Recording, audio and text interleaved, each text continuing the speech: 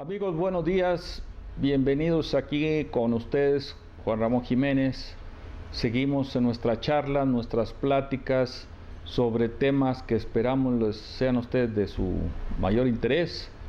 En este caso, el día de hoy, vamos a hablar sobre este tema polémico que ha levantado las cejas y ha levantado rencores ya muy pasados, históricamente hablando, como fue la polémica de Andrés Manuel López Obrador y su esposa Beatriz Gutiérrez Müller, hablando de los 500 años de la conquista por parte de España.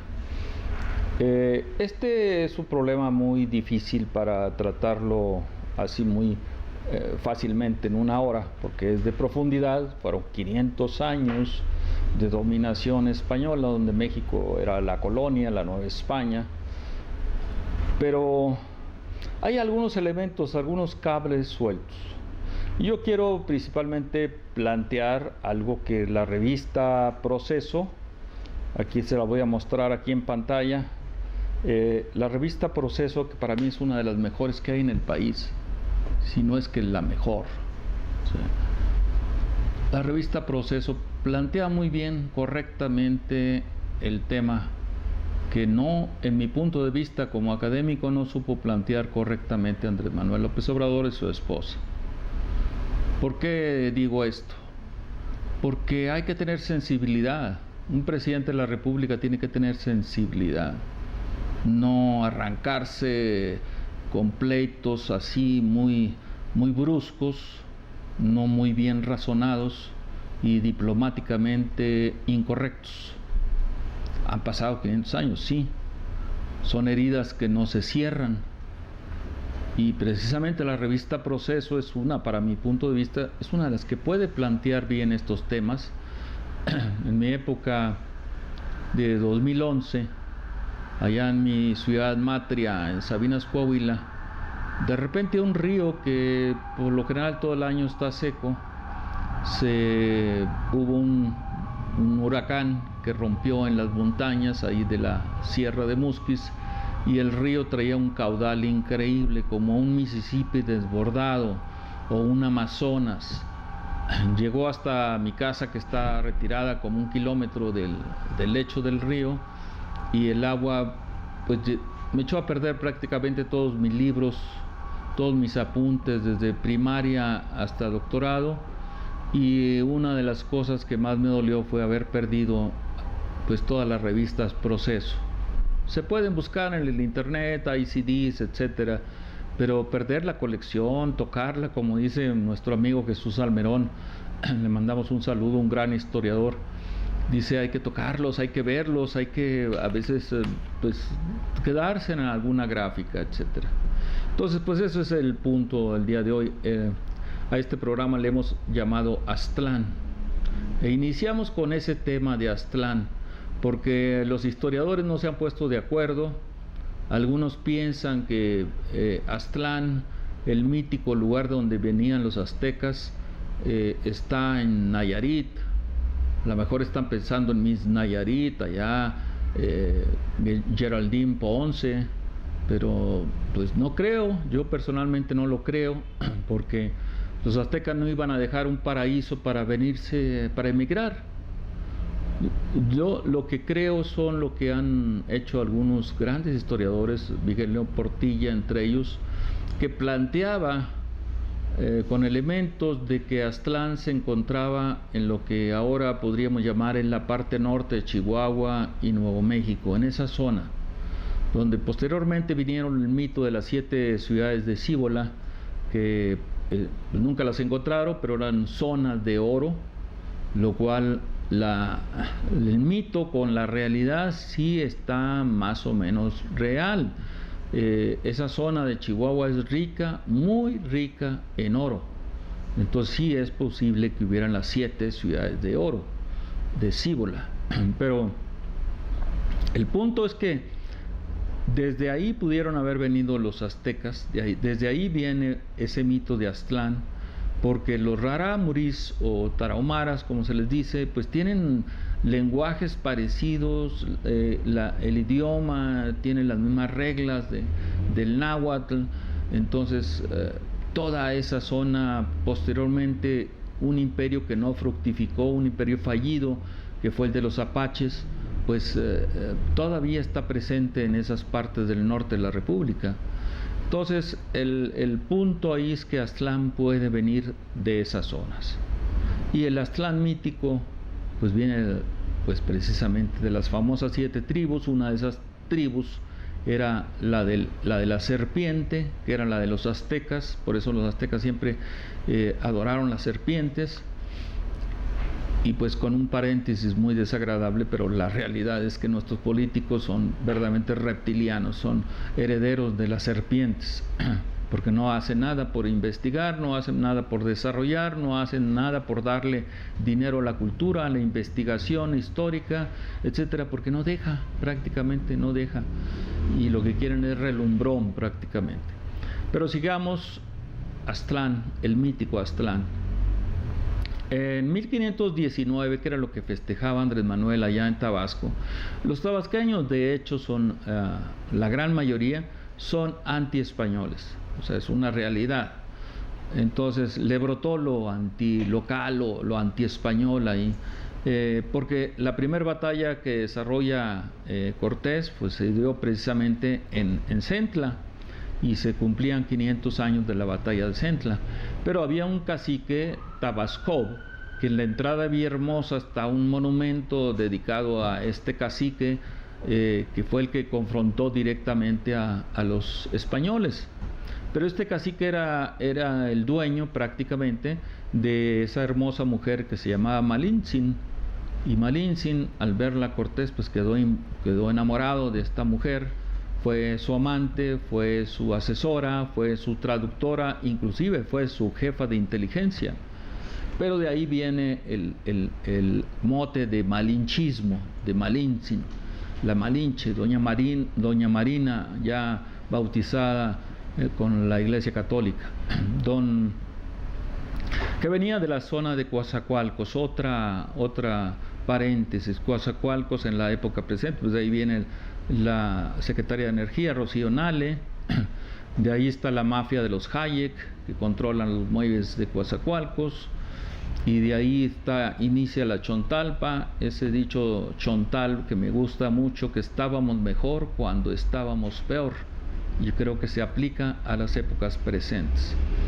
Entonces doña Marina pues apoyó la aventura de Cortés, que en 2 años llegó a la Gran Tenochtitlan. La Gran Tenochtitlan, el poderío de los aztecas, en aquel entonces tenía, así lo dicen las crónicas de la época, tenía 20 millones de habitantes, todo el imperio azteca. Y cuando en 1600 se hace un censo, solamente quedaron 1 millón de aztecas. O sea, bajaron la represión, la hambruna, la esclavitud, etcétera, que dejaron los españoles, pues bajaron el nivel poblacional de los aztecas, prácticamente nos exterminaron. Pero no en esta forma, sino en la primer forma que hubo en el continente americano de guerra biológica. O sea, la primera guerra biológica se dio en Tenochtitlan, y precisamente ahí, por eso decía que nuestros políticos actuales, políticos y políticas, son herederos de los reptiles, son reptilianos, porque no vislumbran que, siendo ese el punto de debilidad de los aztecas, la guerra biológica, la viruela, que Cortés lanzó cobijas impregnadas de viruela, pues prácticamente derrotó a los aztecas, aparte de que le rompió el dique de Nezahualcóyotl, que separaba las aguas limpias de las aguas sucias, que hasta la fecha también, insisto, me retraigo así rápidamente, hasta las épocas modernas no resuelven el problema de las aguas negras. Toda la Ciudad de México apesta a aguas negras, no resuelven el problema de las aguas negras, y puede venir una gigantesca inundación, y para qué les cuento.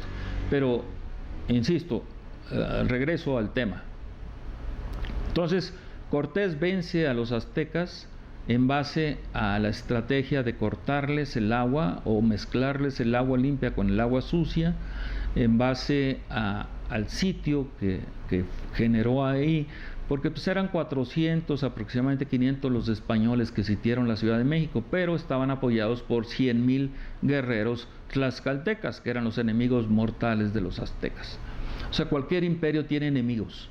Eso sí, no crean que los aztecas eran un imperio bueno y el español era el malo. No, ambos eran imperios. Lo que pasa es que el imperio español, o los españoles que llegaron, pues traían armas, traían caballos, que no los conocían los aztecas, y armas de pólvora, que no los conocían, y eso fue lo que permitió la caída de Tenochtitlan en 1521. Vino después la matanza de Templo Mayor, brutal, porque el encargado, entonces Cortés salió a combatir a las tropas que mandaba el gobernador de Cuba, y dejó encargado de la capital a Pedro de Alvarado, que en los términos de Andrés Manuel sería el fifí, porque venía de las clases altas, vestía muy bien, pero era un sanguinario de primera. Entonces ahí Pedro de Alvarado tiene el mito de la historia negra de la matanza de 600 nobles aztecas para buscar precisamente el oro que tanto buscaban los conquistadores. En cualquier conquista se busca el oro y la plata y los metales preciosos, o el hierro, el carbón, etcétera, como fue el caso de la Primera y la Segunda Guerra Mundial. Entonces, ese tema es importante para que vean. Pedro de Alvarado no fue Cortés. Pedro de Alvarado es el que hace la gigantesca matanza de Templo Mayor, y eso hace el levantamiento de los aztecas. Ahí en la historia, Bernal Díaz del Castillo y otros autores han hablado de esto, de que Cuauhtémoc, que era muy bueno para la onda, pues le pega una pedrada y mata prácticamente a Moctezuma, por acusarlo de cobarde y de haber permitido la entrada de los españoles de esa manera tan fácil a Tenochtitlan. Claro que el sucesor inmediato pues no fue Cuauhtémoc, pero Cuauhtémoc al final fue el último rey azteca. Cortés lo manda prácticamente a torturar para buscar el oro, el famoso tesoro, y Cuauhtémoc lo dice por ahí las crónicas. Sobre todo métanse a la Deep Web, o sea, no métanse al Google, sino lo que se conoce como el Internet profundo, la Deep Web. Ahí van a encontrar mucha información que no está discutible en términos generales para las grandes masas, sino para los investigadores que quieren encontrar lo profundo de estos temas como el que les habla. Entonces el hecho fue que Cuauhtémoc pues resultó ser un incómodo, porque tenía 18 años, era belicoso, con ganas, era anti-español, ese sí, y pues Cortés le tenía miedo de que Cuauhtémoc le organizara nuevos levantamientos. Se lo lleva en una expedición que hace a Honduras, y vean la importancia de Honduras. Se lo lleva a Honduras, que se llamaba las Ibueras en aquel entonces, y Cuauhtémoc, donde quiera que iba y descansaba, seguía de subversivo prácticamente, o sea, diciendo que los españoles iban a destrozar todas las culturas, todos los orígenes de la gran civilización azteca y de las civilizaciones originarias, no solamente la azteca. Tenía razón Cuauhtémoc, pero el hecho es que se convirtió en incómodo, y Cortés decide colgarlo en un árbol sagrado de los mayas, que es la ceiba, en la frontera, actualmente en la frontera de Guatemala con Tabasco, en lo que es Tenosique. Ahí se conoce un lugar cruzando inmediatamente la frontera, está la ceiba, se le conoce el ceibo, se le dice ahora, pero es el famoso árbol de la ceiba donde fue colgado Cuauhtémoc. Y ahí pues termina la historia de prácticamente el último rey azteca. Vendrían tiempos posteriores. Hay algo que se nos olvida muy importante, y que se le olvidó a Andrés Manuel, se le olvidó a Beatriz, hablándoles como académico. Ellos le están haciendo el juego al más tenebroso y al primer embajador que tuvo Estados Unidos en México, Joel Poinsett. Joel Poinsett, que había sido expulsado de Chile precisamente por tenebroso. Joel Poinsett viene a ser el primer embajador plenipotenciario en México. Funda la logia yorquina. Los de las logias se creen los de las palabras santas. Están totalmente equivocados, para mi punto de vista académico y de economía política. Siguen siendo tenebrosos las gentes de las logias porque creen que tienen la última palabra en la parte histórica y no la tienen. Ellos son culpables precisamente de haberse impregnado de esos ritos tanto de la logia yorquina creada aquí en México por Poinsett como de la logia escocesa. Entonces Poinsett manipula prácticamente a Guerrero, Vicente Guerrero y a Guadalupe Victoria, y empieza a meter la cizaña para correr a los españoles del país. Ahí es donde Andrés Manuel no entiende, o sea, no entiende la historia. La historia te dice, el más tenebroso y peligroso de los embajadores que ha tenido Estados Unidos es Joel Poinsett, precisamente porque al expulsar a los españoles del país, pues no solamente se fueron así, se llevaron oro y plata y toda las riquezas y cultura acumulada por 300 siglos en aquel entonces de dominación española, que no eran menos. Se acaban las industrias, se acaba el comercio, México se debilita enormemente. Esa era la cizaña que metió precisamente Poinsett para que México se debilitara, porque Estados Unidos no quería un imperio, no quería Iturbide. El problema de Iturbide también, en la Deep Web van a encontrar que Antonio López de Santana pues era prácticamente el enemigo de Iturbide, porque Iturbide no quería que le hiciera la ronda a su hermana. Su problema de mujeres, que al final ese fue siempre el caso de Antonio López de Santana, porque al final lo comentamos en otro programa, cuando fue la guerra de Texas, fue derrotado en la batalla de San Jacinto, precisamente porque se le encontró ahí, lo encontraron en paños menores los tejanos, lo agarraron con una supermulata que era una espía de los tejanos.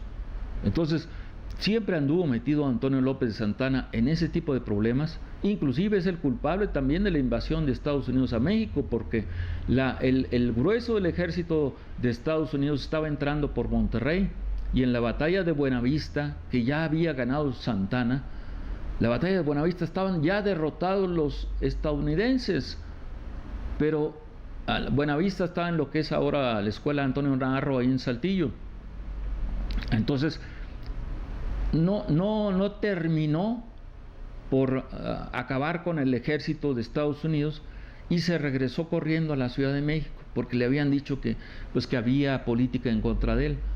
O sea, mal la historia juzga, y yo soy de esa parte de la historia que debe juzgar duramente a ese tipo de acciones cobardes, miedosas, politicastras de Antonio López de Santana. Cuando ya tenía ganada la batalla de Buenavista, permite precisamente que se reagrupe el ejército de Estados Unidos y que siga avanzando sobre México. Entonces, la primera caída de la Gran Tenochtitlan, de México Tenochtitlan, fue en 1521. La segunda caída pues fue en la invasión de Estados Unidos a México. En 1847 entran las tropas de Estados Unidos a la Ciudad de México como tropas invasoras.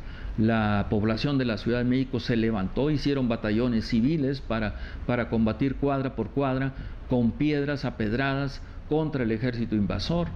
Fue una prácticamente guerra de ciudad, guerra en la ciudad.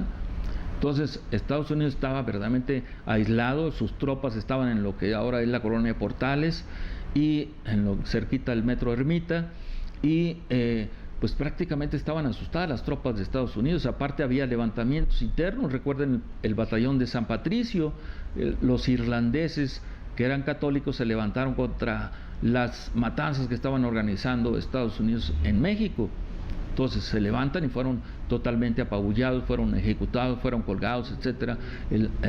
Este grupo de Irlanda, por eso también ahorita más o menos lo voy a comentar, este tema de Irlanda, pero en otro programa lo comentaremos más a fondo. El hecho es que vino este tema del levantamiento popular en la Ciudad de México, y el general Winfield Scott, que era el encargado de esto, pues notaba odio verdaderamente de la población local contra las tropas invasoras de Estados Unidos.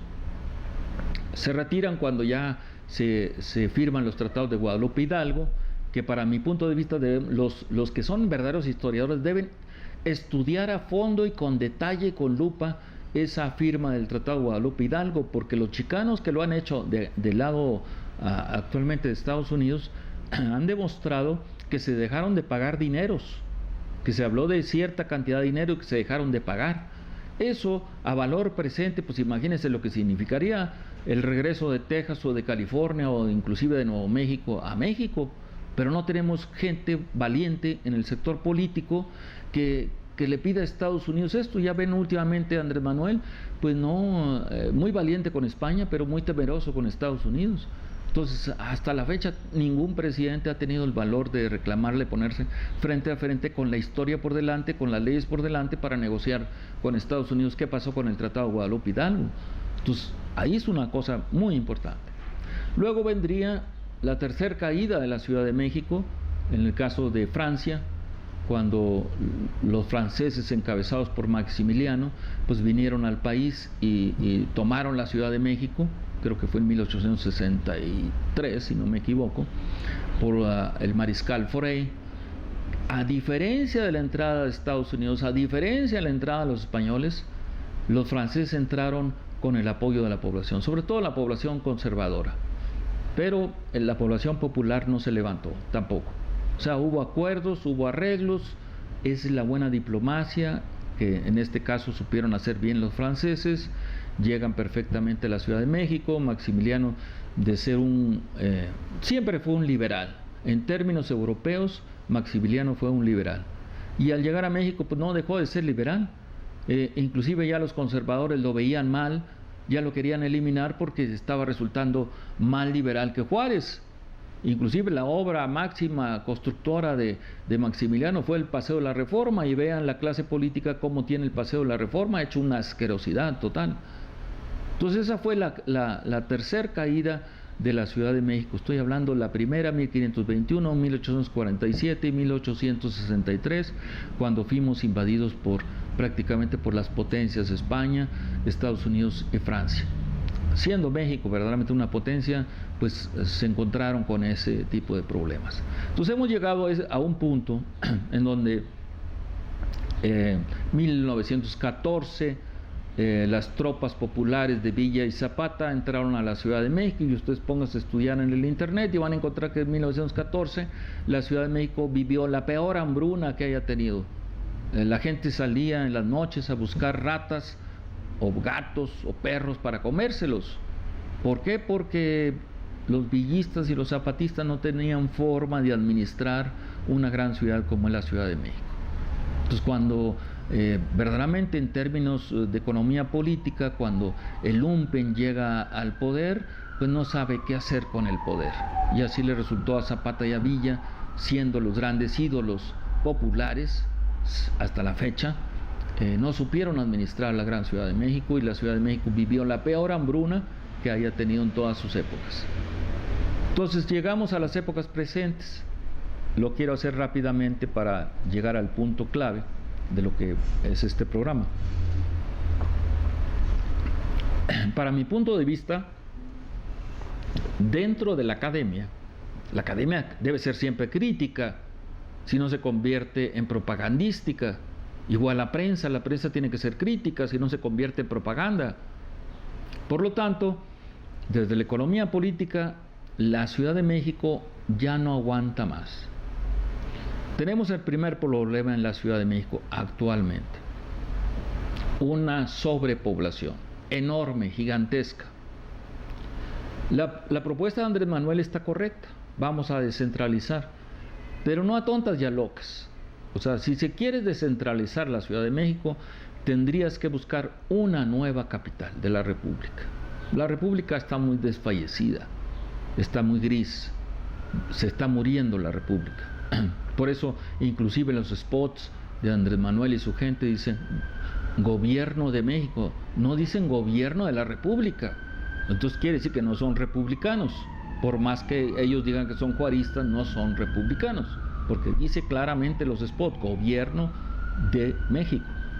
Entonces aquí el punto fino es que hay que renovar la República, y la República tiene que ser renovada en base a una nueva capital de la República, para mandar ahí todo el gobierno federal, no descentralizarlo a tontas y a locas. Tú te vas a Ciudad Juárez, tú te vas a Torreón, tú te vas a Monterrey, tú te vas a Chetumal, tú te vas a Mérida, tú te vas a Puebla. No, pues esas son tonterías prácticamente, no va a funcionar. Se van a ir cuadros pequeños a esas ciudades, pero los secretarios de Estado van a estar alrededor del poder, y el poder está aquí en la capital. Entonces tenemos que buscar una auténtica descentralización, pero del gobierno federal, sacarlo ya de la Ciudad de México y ponerlo en algún lugar, que por eso el programa se llama Aztlán, porque la propuesta es ponerle a una nueva capital de México Aztlán.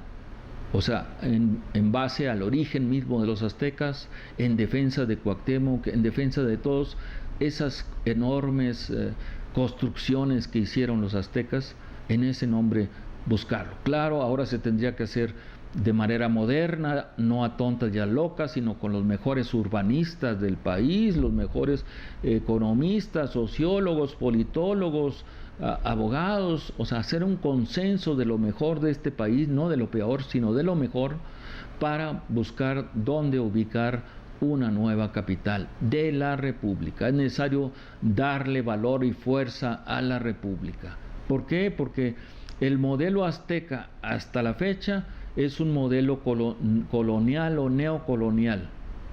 Quiere decir que todo se concentra, el poder político, económico, social, cultural, etcétera, se concentra en la gran Ciudad de México, y eso genera un colonialismo. El que habla fue parte de la Secretaría de Hacienda y Crédito Público, y ahí entendemos, prácticamente se demuestra que el 80% de los ingresos fiscales se quedan en la gran Ciudad de México. Ojalá se repartieran, se lo queda entre la élite de poder, ¿sí?, que a la vez no lo reparte, sino se reconcentra el poder en pocas manos, no llega a las grandes masas de la gran Ciudad de México.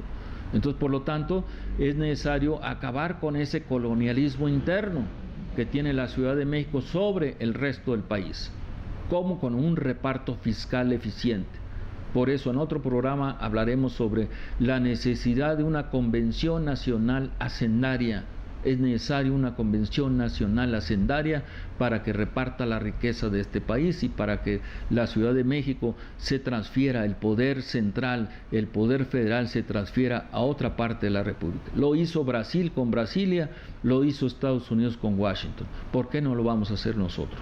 Entonces sería una de las propuestas que lanzamos en este programa. La Ciudad de México ya no da más por la situación poblacional. Después tenemos, el segundo problema grave de la Ciudad de México, es el agua. La Ciudad de México, ojalá podamos traer a nuestro gran amigo el ingeniero Manuel Frías, que para mi punto de vista es el mejor experto en hidráulica de este país. Y poco lo aprecia la clase política, y mucho menos la clase académica, pero es el mejor, es el mejor. Vean ustedes su sitio México Tercer Milenio y se van a encontrar que anda ahorita moviendo un río de Rusia para evitar las guerras entre árabes y judíos en Medio Oriente. Anda haciendo proyectos para conectar el Golfo de Darién, Panamá con Colombia. Anda haciendo proyectos para evitar una guerra entre Japón y China allá en las islas, en los archipiélagos que se pelean ellos. Anda haciendo proyectos en África para darle un crecimiento democrático y económico al Congo belga, antes belga, ahora el Congo, la República de Congo. En fin, el ingeniero es una verdadera autoridad en ese tema, y me precio de ser su amigo, y por lo tanto les digo que él ha hecho un estudio profundo en la Ciudad de México, en donde dice que la ciudad va a morir porque no hay agua, prácticamente no hay agua en la Ciudad de México. Lo que son es la abundancia de aguas negras, y no saben resolver ese problema. Y después tenemos que quieren captar agua de lluvia, pero si es lluvia ácida, por la enorme contaminación que tiene la Ciudad de México. Entonces tenemos un problema grave de agua que Andrés Manuel como tabasqueño debería resolverlo fácilmente. Ahí sí lo apoyaríamos totalmente en traer agua de Tabasco a la gran Ciudad de México, en un gran acueducto, que no sea un saqueo de Tabasco, que sea una aportación de Tabasco con recursos, con inversiones de la Federación hacia Tabasco, pero Tabasco puede resolver el problema del agua en la gran Ciudad de México con un gran acueducto. Si lo hicieron los españoles en su época, hicieron grandes acueductos, que no lo hagamos ahora con las grandes tecnologías, con ese gigantesco gasoducto que no funciona entre Cactus, que es parte de Villahermosa o de Tabasco, y Reynosa. O sea, ahí quedó trunco prácticamente el gasoducto Chiapas o Cactus Reynosa. Bueno, aprovecharlo para, si no sirve prácticamente, pues para traer agua de Tabasco a la gran Ciudad de México. Ahí sí sería el gran salvador de esa cuarta transformación, que son prácticamente transformers, pero no son los de la cuarta transformación. Entonces, este es uno de los puntos que queremos tocar mucho, muy importante. O sea, la escasez de agua. La escasez de agua es real y no se resuelve con saqueo de otras zonas del país, porque no deja de ser una riqueza azul que hay que cuidar mucho en este país, sobre todo escaso en muchas partes de la República. Como otra gran obra debería ser hacer el río Pánuco, que también tira sus aguas al Golfo de México, y que en un moderno acueducto pudiera surtir de agua a Monterrey, Saltillo y todas las zonas desérticas del norte. Pero son proyectos de estadista, y no tenemos estadista, no hemos tenido estadistas en la presidencia de la República. Entonces ese es nuestro problema prácticamente. Entonces un problema central de la gran Ciudad de México es el agua también. Otro problema, el Popocatépetl. Continuamente nos está amenazando y no se toman las suficientes medidas. Que si semáforo amarillo, que si semáforo... No, eso no. O sea, tenemos que crear ya un cinturón de seguridad alrededor del Popocatépetl, o sea, poniendo un escenario positivo y otro escenario negativo, y en medio un escenario intermedio.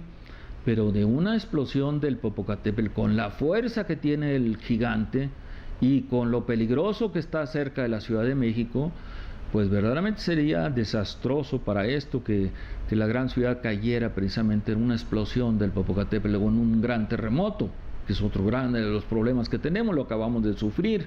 No estoy echándoles mentira, y no se ha resuelto. Se robaron los dineros de las aportaciones, de las donaciones internacionales para apoyar a la gran Ciudad de México. Se lo robaron prácticamente estos reptilianos que no son jamás, al contrario, les dan más poder y más poder en los partidos políticos, pero no hay rendición y castigo a esos que se robaron los dineros de las aportaciones.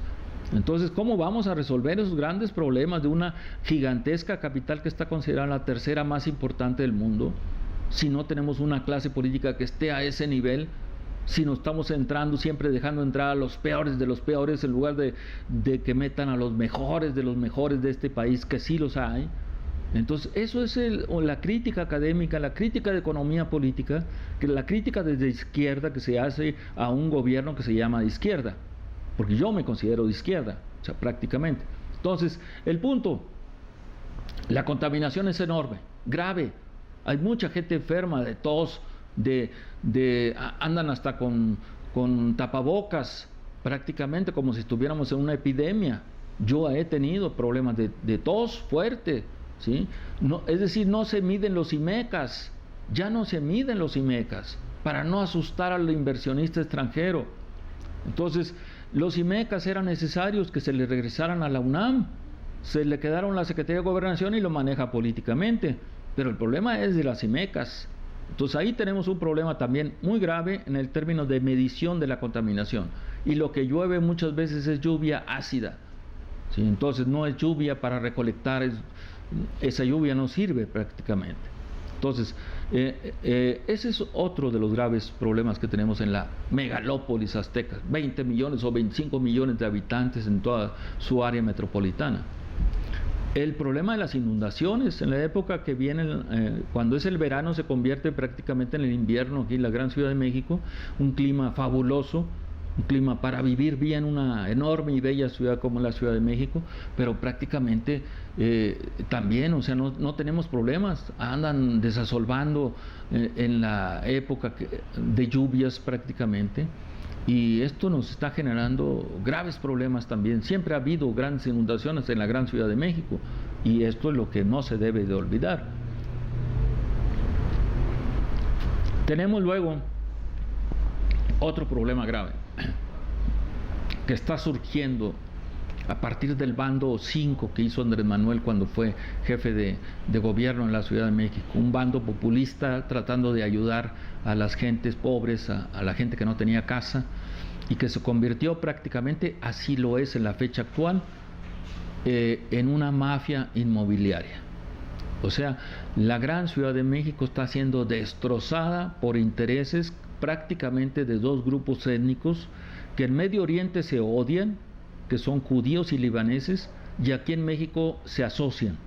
O sea, aquí prácticamente el grupo de poder, en este caso es el judío libanés, y ellos son los dueños, la gran parte de ellos son los dueños de esta, o los cabecillas de esta llamada ahora actualmente mafia inmobiliaria, que por todos lados está creciendo como hongos, edificios que luego prácticamente es lavado de dinero, prácticamente lavado, técnicamente o ilegalmente, pero es lavado de dinero. O sea, técnicamente porque ellos se apalancan de nuestras afores a través de estos instrumentos llamados fibras, que son fideicomisos de inversión en bienes raíces, se apalancan gratis de nosotros, los pensionados, y lo gastan en obras faraónicas. Nosotros en el sur tenemos, en la zona que vivimos ahí en el sur, alrededor de Joco, tenemos como una torre mítica, ha destrozado todo el pueblo de Joco, lo ha acabado prácticamente, y no solamente la torre mítica, sino ahora quieren hacer, hay 7 City Towers ahí, o 5 City Towers, monstruosos que están chupándose toda el agua.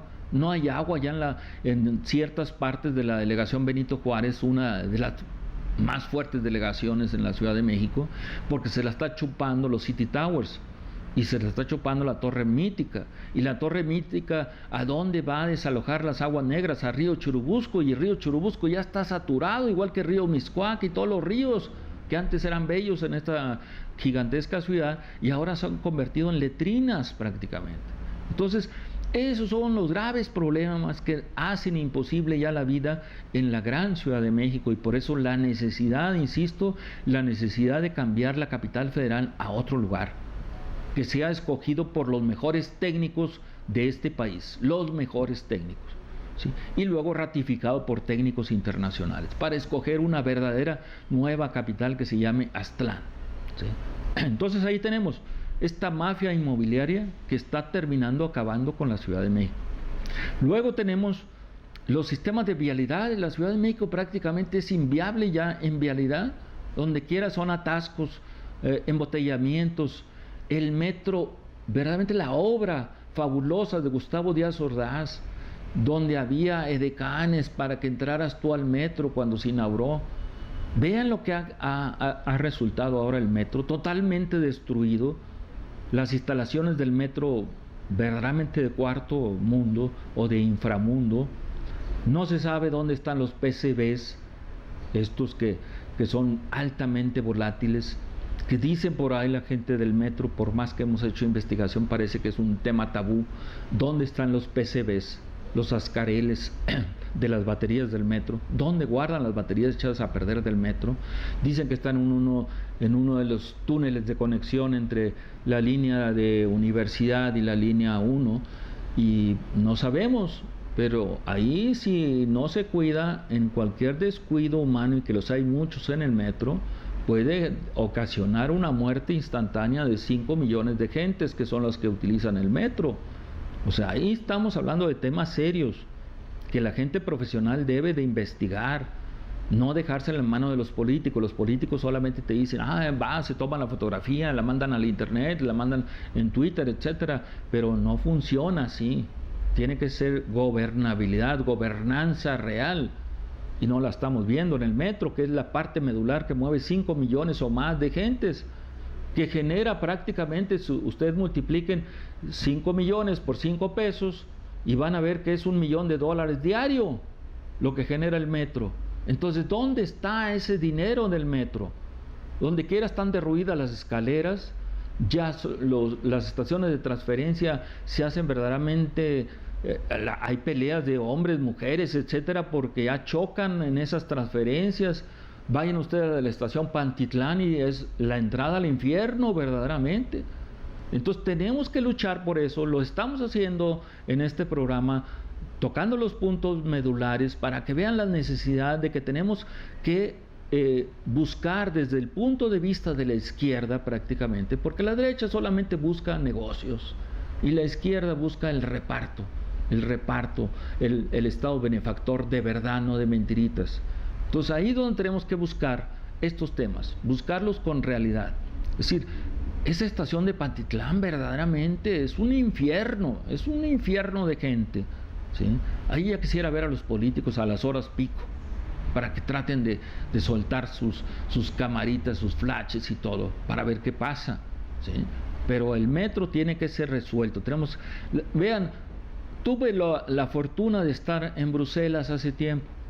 La misma empresa que construyó el metro de la Ciudad de México es la que maneja el metro de Bruselas.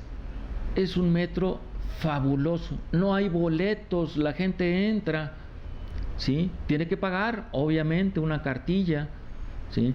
Pero si te agarran dentro del metro y no compraste esa cartilla, porque si hay policías especializados, pues te ponen a hacer trabajo comunitario fuerte, rudo. O sea, confían en que la gente entre al metro sin necesidad del boleto. El metro es verdaderamente fabuloso en Bruselas, tiene música clásica, asientos con terminal wifi, etcétera, pero es la misma empresa que construyó el metro de la Ciudad de México. Entonces, ¿por qué no le copiamos a Bruselas, que en los años 70 la Ciudad de México era más avanzada que Bruselas?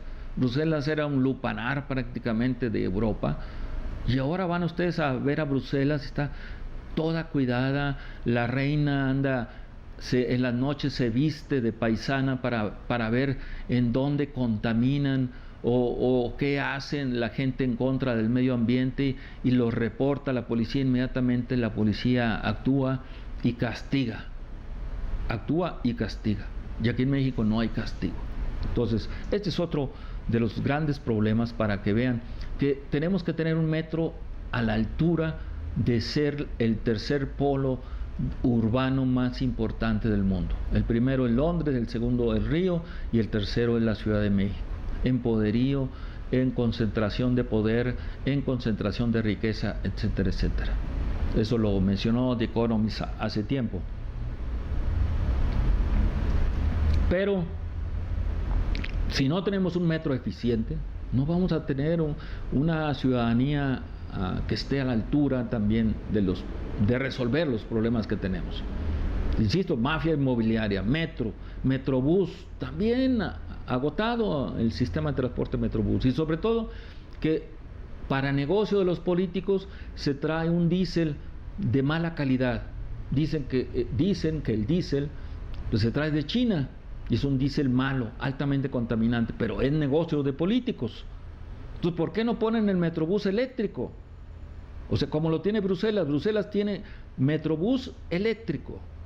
¿Para qué contaminar más el medio ambiente? Entonces hay que exigirle verdaderamente a la clase política todos estos temas que van a favor de la población. No es crítica vacía, no es crítica sin fundamento, es crítica fundamentada. ¿Sí? Simplemente vayan ustedes a ver, Metrobús totalmente derruido también. El metro, verdaderamente una asquerosidad. Alrededor del metro, tianguismo desatado, o sea, sin control totalmente. México, la Ciudad de México no tiene control. Estados Unidos, las grandes ciudades de Estados Unidos, por ejemplo, que nos gusta mucho compararnos con Estados Unidos o con Europa, tienen el tema de la residencia. Si tú vives en Chicago, pero te quieres ir a vivir a Nueva York, o sea, no es como aquí que te vas a ir a vivir a Monterrey y ya. No, el tema de la residencia es, tú no eres residente de Monterrey, vienes de la Ciudad de México, entonces tienes que pagar más caro el agua, más caro los servicios, por 5 años tú no vas a ser residente, hasta los 5 años te vamos a dar la residencia en Monterrey. Así debería ser, no lo tiene Monterrey, estoy poniendo el ejemplo de lo que es la residencia. Entonces, así deberíamos de ser ahorita duros, y como dice Bruselas también, tomando ese caso, porque fue un evento gigantesco que estuvimos en Bruselas en el 2005, se llamaba el Eje por la Paz, donde se juntaron los mejores académicos, los mejores políticos, los mejores periodistas, los militares, los intelectuales, los financieros, para evitar una guerra tan desastrosa como fue la guerra de Irak. Entonces aprendimos mucho de estos temas en Bruselas, y precisamente por eso estamos diciendo, o sea, tenemos que buscar ese modelo, el modelo de Bruselas, o sea, metrobús eléctrico, un tren, un metro perfectamente elaborado. Y si ahora nos vamos también al otro problema que tenemos en la gran Ciudad de México, el tráfico, donde Manuel Camacho Solís tuvo una idea brillante de que los camiones pesados circularan después de las 10 de la noche, y nosotros le dijimos a Manuel Camacho, te falta la segunda etapa, la última, hay que aprovechar el movimiento de mercancías en el metro, o sea, en lugar de que mueva personas, mueve mercancías, pero en la madrugada. Esa fue la parte que le faltó a Manuel Camacho. Pero me gustó mucho la medida de que no hubiera camiones circulando por las grandes vías a las horas del tráfico. El día de ayer iba yo circulando y me dio miedo porque un camión de carga de Coca-Cola, pero de doble remolque, pues prácticamente iba a un lado tuyo, y esto era imposible, daba miedo prácticamente en patriotismo. A esas horas, un monstruo de esos le fallan los frenos y se lleva 20 coches por delante. Entonces no podemos permitirnos eso ya. La nueva jefa de gobierno, o gobernadora como se le llame, que esta es otra locura de la clase política, cambiarle nombres, darle mayor empleo a la gente, etcétera, pero gente que no hace nada, o sea, son vividores prácticamente del tema político. Entonces el hecho es que el punto central, esta nueva jefa de gobierno o gobernadora como se llame, debe hacer caso a lo que hacemos desde estos programas, con esta crítica sólida, fundamentada, histórica, de que es necesario resolver los problemas. Dejémonos ya de tomarnos selfies, de estar subiendo al YouTube tanta tontería que hace la clase política, porque la Ciudad de México se derrumba la verdad de las cosas. Y no tenemos otro tema importante en la Ciudad de México, o sea, la bioseguridad. Les dijimos prácticamente que la primer caída de Tenochtitlan se debió precisamente a la viruela. La gente joven no está vacunada. La gente joven ya no está. Siempre tuvimos esa debilidad genética, esa mezcla entre azteca y español, nos generó la viruela, el sarampión y todo lo que viene alrededor de estas enfermedades de la piel. Pero ahí está demostrado. O sea, la viruela fue la que acabó. Era el imperio azteca, tenía 20 millones de habitantes, y en 1600 ya tenía 1 millón de habitantes. O sea, el imperio azteca prácticamente. Dice, nos exterminaron los españoles. No, nos exterminó la viruela. La viruela fue la que acabó con la población. Y si nos vamos a la deep web, al profundo internet, nos vamos a encontrar que en Fort Detrick, que está en un lado de Washington, ahí en Maryland, Fort Detrick, ahí son el centro de Estados Unidos en bioguerras. Ya hablaré de este tipo de cosas también más adelante, pero ahí están desarrollando la viruela negra mezclada con mamba, la peor víbora, la de muerte instantánea, viruela negra con mamba. Pues hay que tener cuidado de esas guerras biológicas que nos pueden ver, que ya históricamente Cortés derrotó al gran imperio español con la viruela. Y no tenemos bioseguridad actualmente.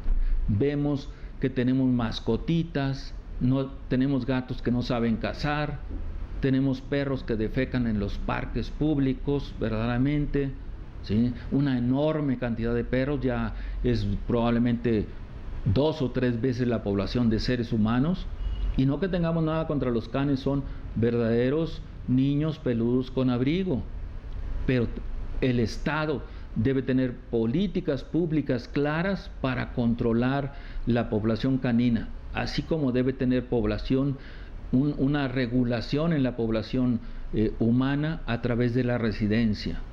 Es decir, eso tenemos que resolverlo, plantearlo al menos, para que ojalá exista algún político o una política que quiera pues, usar estos temas y usarlos bien, porque una cosa es usarlo y otra es abusar de las ideas de otros. Pero tenemos que llegar a otras poblaciones, masificar las ideas, decir, ya la gran Ciudad de México ya no puede subsistir así, tiene problemas graves, gravísimos. Decíamos el tráfico, una verdadera política desastrosa, darle poder a las bicicletas. Antes las bicicletas tenían plaquita y pagaban la placa de tener la bicicleta, y ahora las bicicletas no pagan nada, se les dan carriles especializados para ellos. Qué bueno, pero ¿por qué no se hace nada más el fin de semana? Ya los bicicleteros son un abuso en toda la Ciudad de México. Por más que nos echen, verdaderamente los que tenemos automóvil pagamos, y es un verdadero infierno ir a los beneficentros, un verdadero infierno, ¿sí? Tener automóvil, pagar tenencia, chip, si le pegas a alguien, pagarle todos los gastos, en fin, tener economías populares, de apoyo popular, mecánicos, llanteros, vidrios, etcétera, todo lo que trae el automóvil. El automovilista es el que hace vivir a la gran Ciudad de México, el automovilista. Tenemos que buscar consensos con el automovilista y no quitarle carriles para entregárselos a bicicletas y luego las motocicletas igual. O sea, ¿por qué si al automovilista verifica y se le impide que traiga el mofle abierto, y a las motocicletas sí traen el mofle abierto, y luego pues váyanse nada más en Río Churubusco, desde Coyoacán hasta el aeropuerto, los domingos a las 11 de la noche hay carreras de motociclistas, y cierran prácticamente las rutas de Río Churubusco para apostar. Hay grandes apuestas. ¿Que la autoridad no se da idea de esto? Claro que sí, pero están mezcladas en el negocio, a menos que me equivoque y que demuestren lo contrario públicamente, y con hechos, y con castigos, porque es lo que se necesita, y con trabajo comunitario rudo. Esa es la propuesta que hacemos, o sea, crear una nueva capital de la República, una república en realidad, como decía Platón en La República y sus leyes, una auténtica república, no una caricatura de república que tenemos actualmente. Entonces a eso buscamos con la propuesta de una nueva capital que le llamemos Aztlán. Es el momento, si Andrés Manuel revivió el tema histórico con heridas no cerradas profundamente, que es la conquista, entonces revivamos una nueva capital, ¿sí? La Ciudad de México siempre va a ser grandiosa, pero es necesario ya desconcentrar, descentralizar el poder, pero a una ciudad federal, donde esté todo el gobierno federal, ahí, no que si alguien tiene un problema de turismo vaya a tener que ir hasta Chetumal, desde Chihuahua hasta Chetumal, imagínense, o el medio ambiente en Mérida, o así como las locuras que se están planteando, porque son verdaderamente locuras, no son políticas públicas consensadas con la gente pensante de este país, sino con la clase política que no piensa más que sus intereses inmediatos. Hay hasta una diputada del Partido Verde Ecologista que no tiene nada de verde ni nada de ecologista, que está planteando quitar todas las estatuas de Colón y de Cortés. Bueno, en un momento álgido como estos, esas locuras verdaderamente generan una animadversión.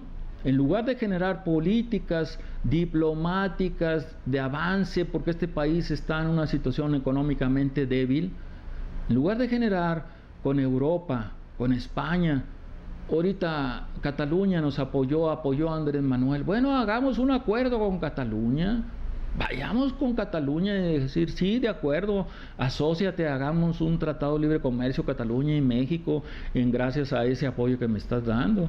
O buscar, si España te diría, oye, Nueva España, yo te dejé unos enormes territorios que llegaban hasta Vancouver y hasta Colombia. ¿Qué hiciste con esos territorios? Has ido perdiendo esos territorios. España le puede reclamar a estos nuevos líderes que tuvimos, ¿qué hiciste con esos grandes territorios? Y no solamente eso, llegabas hasta las Filipinas, tenías la frontera con China. ¿Qué hiciste? Esa clase política, insisto, Poinsett fue el peor de los peores embajadores de Estado, fue el primero de los embajadores y fue el que dominó con sus famosas logias, dominó a Vicente Guerrero y a Guadalupe Victoria. Entonces ahí tenemos que reiniciar la historia. Y México necesitaba dinero. Desde entonces, ¿a quién le pedimos dinero? A la casa Rothschild. Ahora Banca Rothschild, la número 1 del mundo, la más poderosa del mundo, que está en Torre Omega, Campos Elíseos 345, ahí en la Polanco. Ahí está Banca Rothschild. ¿Y quién es Banca Rothschild? Desde esa época de Poinsett hasta la fecha es una de las que maneja la deuda externa de este país. Vayámonos a los hechos concretos. La economía es concreta, no es abstracta, es bien concreta. Y por eso un economista les dice, pero la economía política es más sólida todavía que la economía de los números, porque genera la discusión de las ideas. Y lo importante es la discusión de las ideas, no del mensajero, no de lo que se plantea en un momento determinado, sino las ideas que están soltando. Ojalá que estas ideas que les hemos planteado a ustedes les hayan servido y sirvan para mayor discusión y mayor polémica. Estoy con ustedes en Twitter Chacoca y en el correo electrónico coahuiltejas con j coahuiltejas@gmail.com. Gracias, estuvo con ustedes Juan Ramón Jiménez. Nos esperamos para el próximo programa. Espero hablarles de otro tema que ojalá les guste, las Afores, hablando de José Ángel Conchelo y esas dos propuestas que hizo José Ángel Conchelo, senador del PAN por Nuevo León, que dijo que las Afores era el fraude más grande que se ha hecho en este país y que además él planteó dónde quedó la Isla Bermeja. Gracias, nos vemos o nos veremos próximamente por este canal.